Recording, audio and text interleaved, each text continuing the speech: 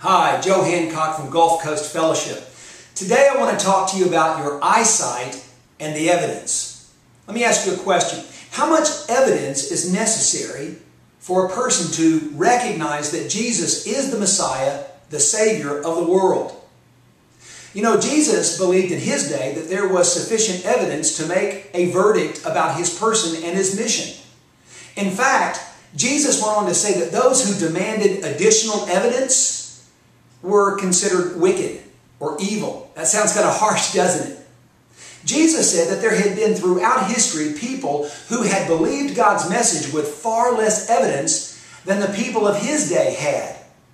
And he cited the Ninevites who believed the preaching message of Jonah and repented, and the Queen of Sheba who heard a report about a king in Israel with great wisdom and prosperity named Solomon, and she went believing the report. Both of these Gentiles believed with far less evidence God's message than did first century Jews, and Jesus had a greater message, a far greater message than either Jonah's preaching or the message about Solomon, with far greater consequences too. You see, what Jesus was saying was this: that God has provided more than enough evidence to elicit our faith in Jesus as our Savior. In Luke chapter 11, Jesus described himself as a lamp that had been set upon a lampstand. A lamp set upon a lampstand is placed there so that it will give light. In other words, what Jesus was saying was this: everything that I said, everything that I did was in plain view. I did not speak words hidden away or performed miracles hidden away behind some wall. Everything was there for you to see. The evidence is there.